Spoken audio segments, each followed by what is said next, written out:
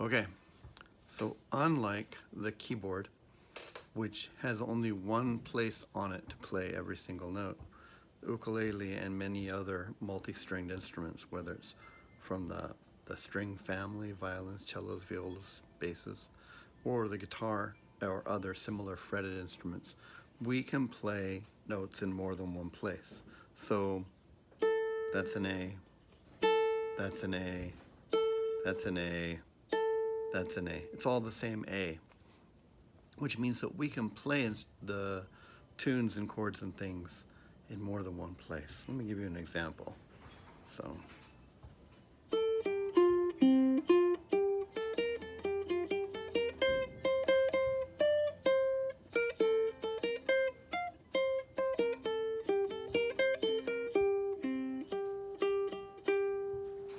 That's nice because it's all in the same area and I don't have to move around very much. However, it is fairly far up the neck of the instrument, shortening the string and denying some resonance there. I can play it in home position.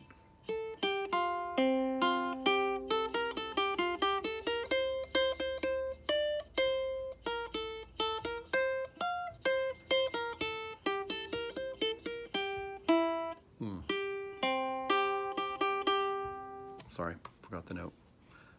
That has a very good loud and aggressive sound, and with the thumb pick it has a nice clean stark articulation. I can also play it back and forth across the strings, getting a very resonant sound.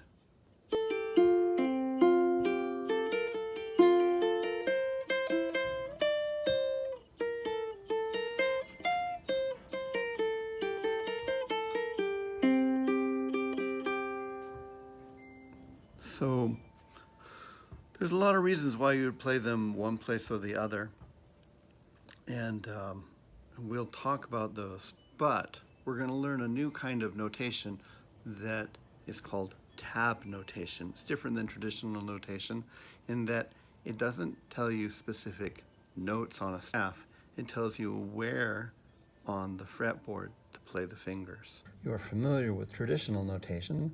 It's got 5 lines, 4 spaces. We can extend above and below with ledger lines. And each space or line is a note name. We also have a clef that tells us what a specific note is. Treble clef tells us that that is a G right there. Also the one that's above middle C. If we go up to the next space, it's an A, go down and it's an F, and so on. And then we have time signatures and things like that. Tab notation lines may look like a staff, but they're actually different. They represent something completely different.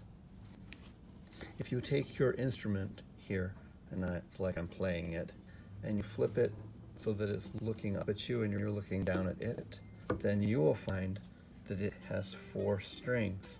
Each one of these strings is represented by one of these lines right here. So this 4th string right here is the bottom one. They're just the same, right? This 3rd one is right there, the 2nd one is right there, and my 1st is right there. We're going to use tab to tell us what fret on what string to play. So there's no putting numbers or notes or anything in between because they don't represent anything, just the strings right there. Okay. If we saw this right here, it says 0 on 1st string. That means play it open, so I'd play right there. This right here says play the 3rd fret on the 2nd string. So I find my 2nd string and I go to my 3rd fret, and so on.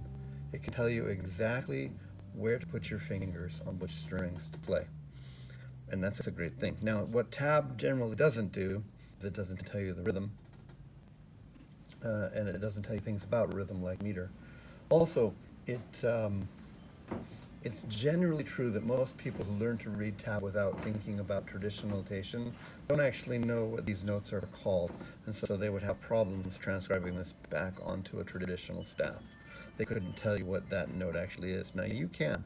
You know that this open string right here is an A, and on my 2nd string right here, 3rd fret is a G. And so you have that advantage, and these can work really, really well together. Okay? So I've got this music right here that I've written twice, and we'll just finish transcribing this to here. So the first note is A, and we play that on our open first string. The next note is G, and we play that on our third fret on the second string. And F is also on our first fret on our second string right there, right? So we would find our second string and just play a 1 right there, like that. Like I said, it doesn't tell us about rhythm, it doesn't tell us about a lot of things that traditional notation would have in it, but it does tell us exactly where to put our fingers, although it doesn't tell us which fingers to use, which is a funny problem to have. Okay, so let's look at this one here. We could play this in other places. For instance, we could choose to make that one be an open string, but if you remember, your fourth string on your instrument right here is a G, and it's the same one as that one right there. So we could play 0, 0. And we could play that as a 1, but if you look on your third string right here, there's C, D, E, and that's the same E as that one right there. We know that if we go up to there, we get F. So if we're here, same note, and we go up 1, we'll get that same F. So that's fret 1, 2, 3, 4, 5 on the third string. So we could put a 5 right there. Those will both play the same notes. So if I go, I'll play it without turning it upside down. Play this first one, right? And if I do the same thing here, I get the same sound. It's just a tool and a recording mechanism. You have to make choices on which one you'd play and why. They represent different simplicity and complexity of playing. They also represent different sounds because even though they are the same pitch, the instrument sounds different on different strings in different locations, and combining them are different things as well. That's all we're going to do right now.